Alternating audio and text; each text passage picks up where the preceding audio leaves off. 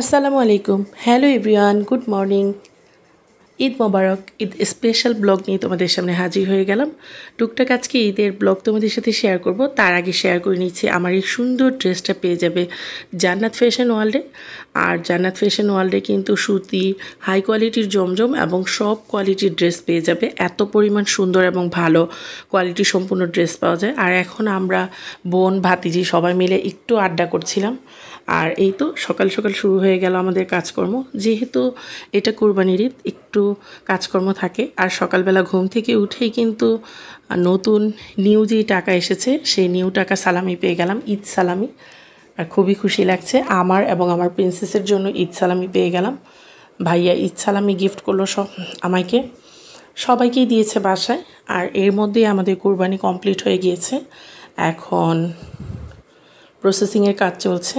আর পরিবারের সবাই হাত না দিলে কিন্তু এটার মধ্যে আনন্দটা ওইভাবে ফিল হয় না।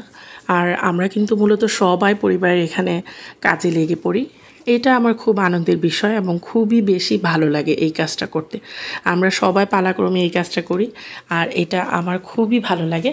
তো এইভাবেই কিছু সময় পরে আমাদের সব কিছু প্রসেসিং কমপ্লিট হয়ে যায় এবং এই প্রসেসিং কমপ্লিট হওয়ার পরে আমরা এখন বাসার জন্য রান্নার জন্য কিছু মাংস নিচ্ছি এবং সব সুন্দরভাবে বন্টন করে আমরা রান্নাবান্না কমপ্লিট করি ঈদের জন্য।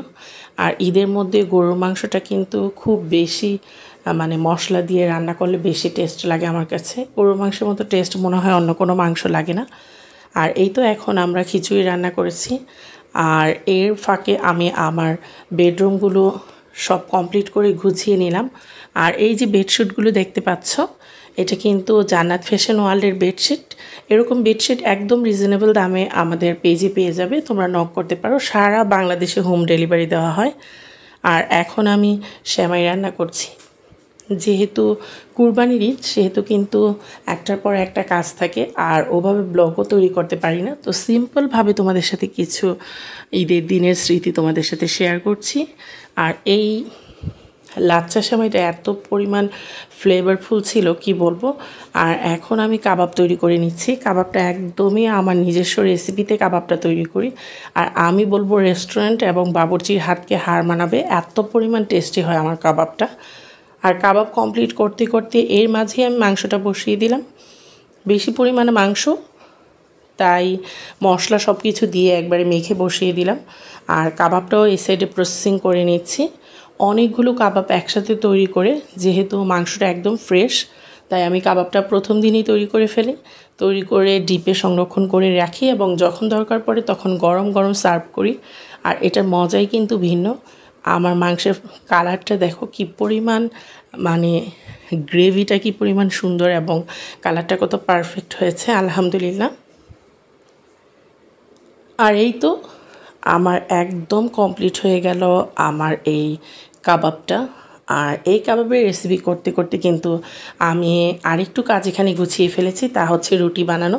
আর রুটি দিয়ে গরুর মাংসের ঝোল দিয়ে এটা কিন্তু একটা স্পেশাল খাবার লাগে আমার কাছে। পরোটাও তৈরি করে নিলাম। অনেকগুলো আইটেম একসাথে তৈরি করা যায়।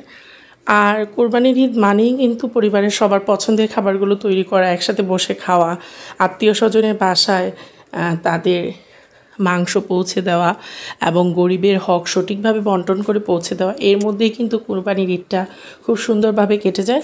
আর আমি এখন কাবাবগুলো ফ্রাই করে নিচ্ছি। আমি এখানে 25 পিস কাবাব এখানে ফ্রাই করেছি আর বাকিগুলো ডিপে সংরক্ষণ করে রেখেছি। আর আমার বোন এসে আমাকে হেল্প করছিল কাবাব ভাজার জন্য, যেহেতু অনেক কাজ থাকে আর কাজ তো আর গোনা থাকে না। ঈদের মধ্যে ঈদুল আজহা মানেই কাজের প্রচুর প্রেশার। আর এই কাজ রেখে ওই কাজ, ওই কাজ রেখে ওই কাজে সারাক্ষণই করতে হয়। তো এই তো আলহামদুলিল্লাহ, কাবাবটার কালারটা দেখো। কালারটা দেখা মাত্র মনটা একদম ভরে যায়, এত পরিমাণ ইয়ামি এবং টেস্টি হয়েছে। একদম 100-তে 100, 100%। তোমাদেরকে খাওয়াতে পারলে টেস্টটা বলতে পারতে কেমন হয়েছে। বাট কাবাবটা হয়েছিল বেস্ট। মেহমান যত খেয়েছে সবাই এটার প্রশংসা করেছে। আর এখন আমি রুটি তৈরি করে নিচ্ছি। আর এর মধ্যে কিন্তু তোমাদের সাথে আমার ঈদ স্পেশাল মিনি ব্লগটা শেয়ার করে ফেললাম। সবাই ভালো থেকো, সুস্থ থেকো এবং লাইফ অফ আফসানার সাথে থেকো। লাইক, কমেন্ট, শেয়ার করো এবং তোমরা ঈদের দিন কী করলে কমেন্টের মাধ্যমে জানিও। আল্লাহ হাফিজ।